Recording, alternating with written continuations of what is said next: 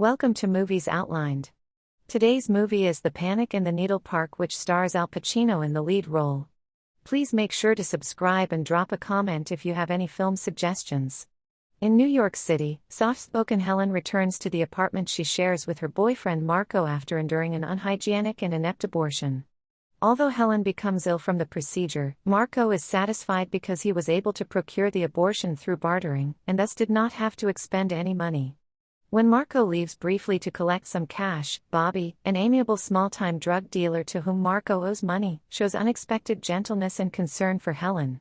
Soon after, when Helen is hospitalized for profuse bleeding, Bobby sneaks in after visiting hours and tells her that Marco has gone away. Briefly, Helen considers returning to her dysfunctional family in Fort Wayne, Indiana. However, after she is released from the hospital, she moves in with Bobby. As they are walking together, Bobby steals a television out of a parked van and pawns it for money to buy drugs. At his apartment, Bobby declines Helen's invitation to have sex until she feels better. When she awakens to find him taking drugs, he explains that he is not an addict, but only chipping. At Sherman Square, which has been nicknamed Needle Park because it is a hangout for drug dealers and addicts, Bobby introduces Helen to various acquaintances that make up his social group of drug customers. At a cheap luncheonette, she meets Bobby's older brother Hank, who wears a suit and burgles for a living. In an apartment used by several addicts, Helen witnesses the intricate ritual of shooting up or preparing and injecting the heroin into a vein, and listens to their discussion of the price and availability of drugs. On the street, Bobby becomes anxious when drugs he has paid for are not in the telephone booth where he is to pick them up. After tracking down the man who sold him the drugs, he is redirected to look into a trash can. That night his drug-taking renders him unable to make love to Helen. When they are evicted for non-payment of rent, Bobby suggests to Helen that she return home, but she refuses and they move into a sleazier apartment. After Bobby asks her to deliver money to Freddie, one of his suppliers, Helen realizes Bobby has not given her enough money to pay for the drugs and that she will be expected to make up the difference by having sex. While Helen is negotiating with Freddie, Hotch, a policeman on the drug squad, and his partner arrest them. As his partner convinces Freddie to assist them in a sting, Hotch explains to Helen about what it's like when there is a panic. He explains that when the drug supply on the street is low, everyone begins to turn one another into the police, in return for favors. Unexpectedly, Hotch releases Helen without booking her and she returns to Bobby, who begins to use drugs more heavily.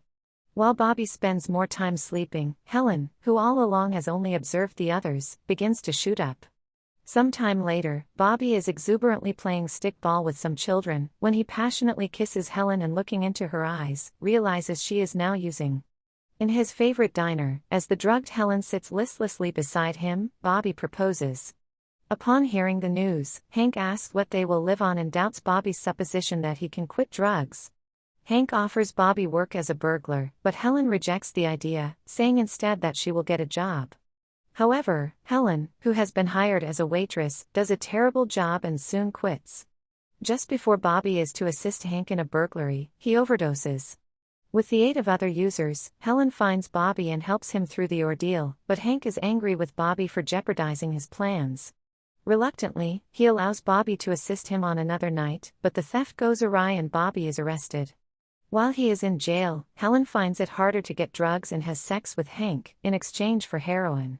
When Bobby is released, he and Helen have a big fight, after which Bobby considers moving to the country, but they agree that it is not feasible.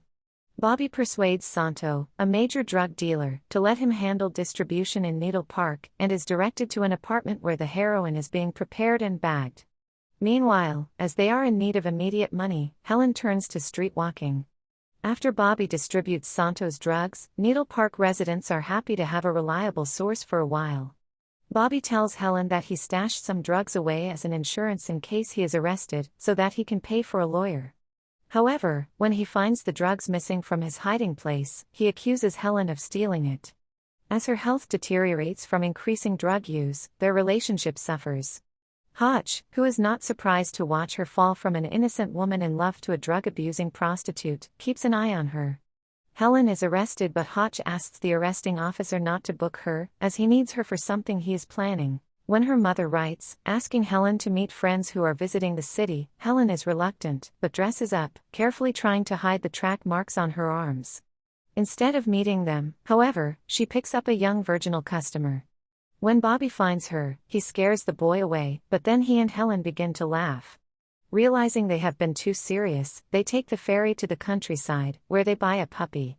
On the return trip, they discuss making a fresh start and Helen suggests that they move out of Needle Park, but Bobby refuses and convinces her to go into the men's room to shoot up. When the dog begins to whine, he puts it outside the door. Afterward, Helen discovers the dog missing and finds it just before it falls off the end of the ferry and into its machinery.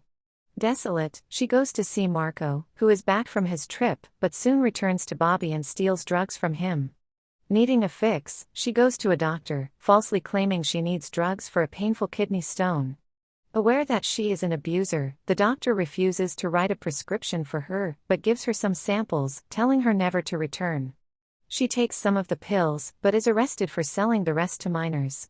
Hotch warns her about the dangers of the women's prison and knowing that Bobby can lead them to Santo, offers to arrange for the charges to be dropped if she will help them to catch Bobby in the act of picking up a drug shipment. When she refuses, Hotch explains that she will go to jail for 1 to 3 years, but Bobby, who knows how to work the system, will probably only serve 6 months. Later, at home, Bobby excitedly tells her that there will be no more panic after the new shipment arrives, saying that Santo is giving him as much as he can sell, and is allowing him to have people work under him. In the next 2 weeks, Hotch approaches Helen several times, reminding her of the pending trial. Depressed, she increases her drug use and spends days in bed, until even Bobby is annoyed. Helen finally agrees to help the police and late one night Helen and Hotch watch as a squad of policemen apprehend Bobby, who is in possession of a large quantity of heroin. Spotting her on the street and feeling betrayed, Bobby yells, "I was gonna marry you." Months later, when he is released, Helen waits for him at the gate. Although his first impulse is to rebuff her, he calls to her and they walk off together. On this the movie ends. Please make sure to subscribe and drop a comment if you have any film suggestions. Thank you for watching.